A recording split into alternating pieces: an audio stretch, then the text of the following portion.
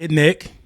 That's what I'm talking about, Nick. Y'all see Nick. Listen, the villain arc is here. Nick Sirianni clearly embracing the villainous role. I want Quinyon Mitchell to be on Malik Nabers like white on rice. Slay reportedly practicing. The Eagles are going to keep Mekhi Becton at right guard. We're going to just add somebody new to the offensive line. You know what I'm saying? And Stoutland we trust. Let's get to the meat and potato.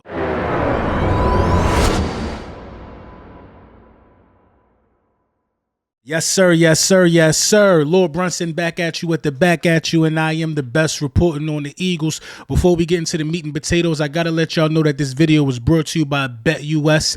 Big Bet.US in the building. You know what I'm saying? When you use code YouTube150, that allows you to get 150% on your first deposit, 200% on your crypto deposit, 125% on your next two cash deposits, man. The best betting variety in the business. Quick and easy withdrawal process. You know what I mean? Setting up your account enables you to get hooked up with an agent. You know what I mean? That's a part of Bet.US. And what that agent will do will walk you through all the processes. Your personalized betting agent, man.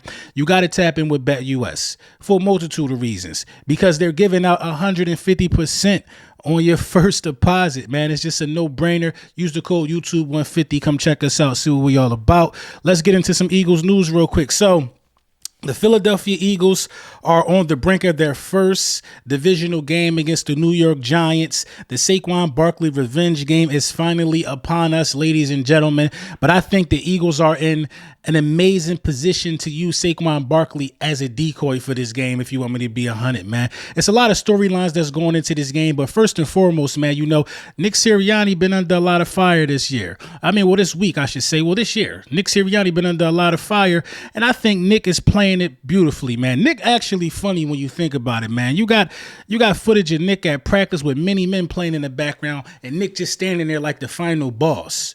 Just standing there like the final boss. I respect it for a multitude of reasons because, you got to respect the body of work that Nick put in so far as being the head coach. Never missed the playoffs, Super Bowl appearance, was able to hoist up that NFC East, that NFC title. Nick did some things. He put some work in. He just going through a rough patch. And I think that if Nick embraced the villain role, I think if the team embraced the way Nick is, I think we're going to come out of this thing swinging, man. I think it's a hunger, a passion, and a desire to shut up all the critics. And that's with Nick Sirianni. So I like Nick. I like Nick mindset. I really, really do. Malik Nabers, man. Malik Nabers is one of them ones in the league this year. Already as a rookie, we seen Malik Nabers, put up some prolific performances from day one. He missed last week with a concussion. I don't know what his status is going into this game, but all I can tell you is this, that if Malik Nabers starts, if Malik Nabers is playing, Quinyon Mitchell need to be on Malik Nabers like white on rice, man. Not too many players started off their first 5 games, with the lockdown ability that Quinyon Mitchell was showing. Quinyon Mitchell is showing a sub 50, QBR when he's being targeted, and Quinyon Mitchell is just all over the place. The willingness to tackle is there with Quinyon Mitchell. The hunger to be great is there with Quinyon Mitchell. I think Quinyon Mitchell was a top 5 cornerback in the National Football League through the first couple weeks of the season, let alone out of his class, let alone out of his conference, let alone in his division. I think he's the best cornerback in the division so far. And I'm not saying that because he's an Eagle, man. The numbers back it up. Quinyon out there battling. It don't matter who it is, Mike Evans, whatever it is, nobody's abusing Quinyon Mitchell, and that's what we drafted him, in the first round for. So, I want Quinyon Mitchell on Malik Nabers. I think that'll be must-see TV. Quinyon ain't backing down from guys like Mike Evans, so I expect Quinyon Mitchell to go out there and, put his best foot forward against guys like, that's in his class, like Malik Nabers or whatever the case may be. Now, that's not nothing negative to say against Slay. Slay is on track to play this week, but, I just don't think Slay is the top dog in that room no more as far as talent goes. Slay's a little over the hill, but having Slay as your number 2 cornerback and having Quinyon Mitchell as your number 1 cornerback, as a rookie, that just means you got a strong cornerback room. So, I appreciate it and I respect it. But, One of the things that the Philadelphia Eagles really got to do, in my opinion, is they got to get the pass protection right. And I'm so happy that Jalen Hurts is calling his own pass protection, because against the blitz, Jalen Hurts has been phenomenal this year. You know what I mean? The only real difference that I could think of is now he's calling his own pass pro. So, I understand it. I see what's going on. He looks quicker when the blitz is there. He looks like he has a decisive decision to make, and he's going to make that decision. But we got to be patient, and we got to understand, because this will be only the third game that Kellen Moore has had. This is the seventh game we played. This will be the sixth game we've played. This is only the third game that Kellen Moore has had AJ, Smitty, you know what I mean, all in once. You know what I mean? He don't even have a healthy offensive line.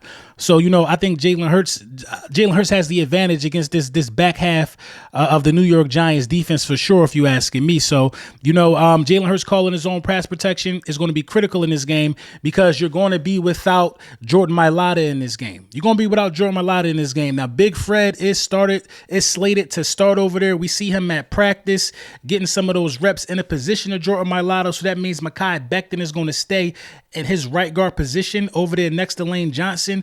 So, it's going to be a new guy in the mix.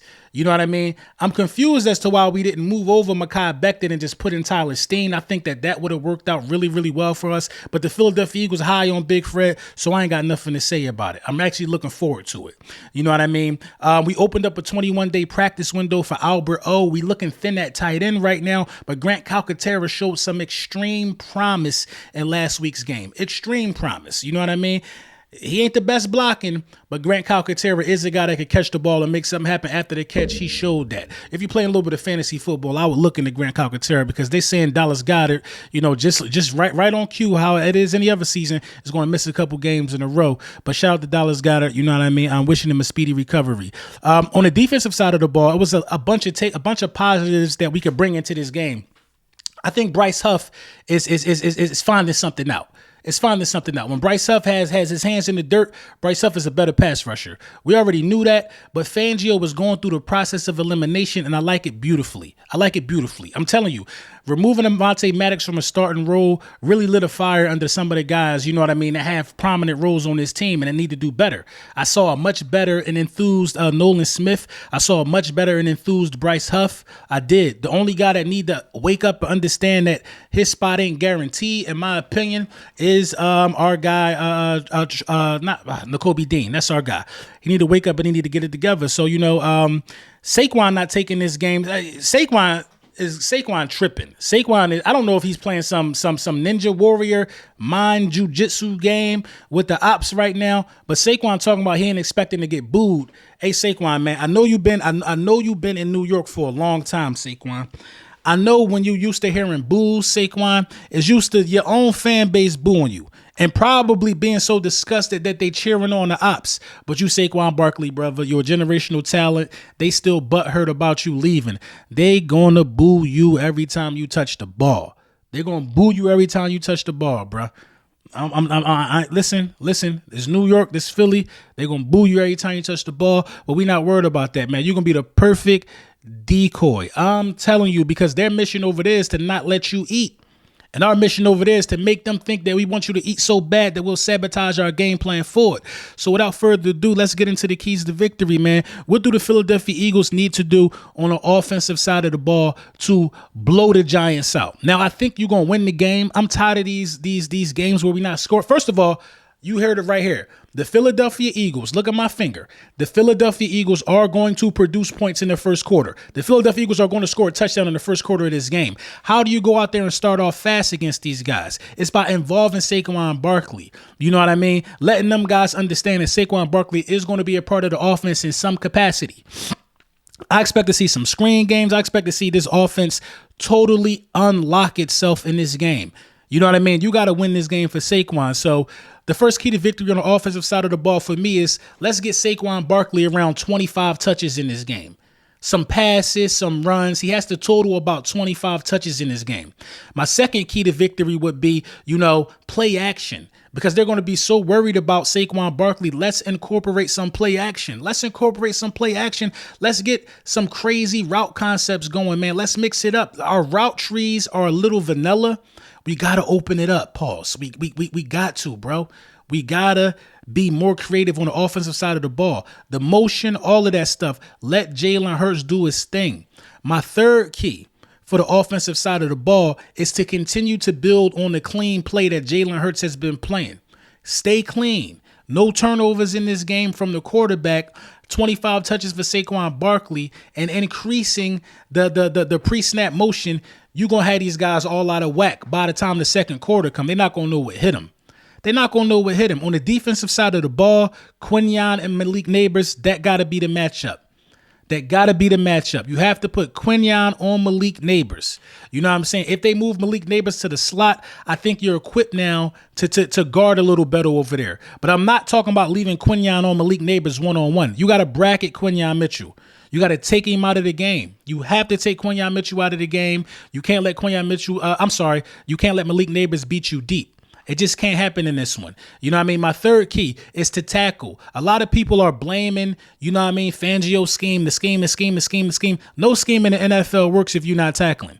Wan'Dale Robinson is a guy that's going to not really run too many deep routes, but Wan'Dale Robinson going to run a lot of intermittent routes, and we got to beat her and make sure we get him on the ground immediately. He's one of those twitchy guys. Slayton is going to try to take the top off, but you got to tackle. You got to tackle. And the last key is to harass Daniel Jones. We know a flustered Daniel Jones is the best possible Daniel Jones that we want to see out there. We don't want to give Daniel Jones time in the pocket to carve us up, because I'm 50-50 on this defense. They have shown that they could be elite, and they have shown that they could be the worst group in the National Football League. It's all about what defense we're going to see. Actually, that's an upgrade from last year when you think about it, yo. A complete upgrade from last year when you think about it, because we were consistently bad every week. We've seen them show inclinations of being elite. We saw a little bit of it in the Packers game. The final score don't tell that.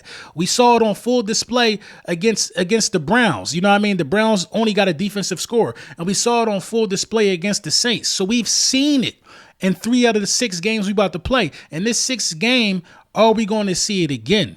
Are we going to see it again? I want this defense to show up. I want this defense to remain hungry. And I think it all starts when you got leaders like Jalen Hurts not walking off the field and letting reporters know, hey, you ain't talking about how the defense played. You ain't talking about how the defense played. You ain't talk about it. My offensive X factor for this game, I think it's going to be Jahan Dotson. I think Jahan Dotson is going to give us his best game as a Philadelphia Eagle. I'll say somewhere around 65, 70 yards. In the absence of Dallas Goedert, I think Jahan Dotson is going to benefit, you know what I mean, to more balls being thrown his way. My defensive X factor for this week is going to be Cooper DeJean. Cooper DeJean is going to be deployed from a safety alignment, a slot alignment, all game to bring that extra body to harass Daniel Jones. And I think Cooper DeJean actually going to be able to pop out the ball. Pause. So let me know what y'all think in the comments, man. Those are the keys to victory. The Philadelphia Eagles are going to win this game by a score of 34-10. We're going to cook the Giants. The Giants can't score, but we got to stay disciplined.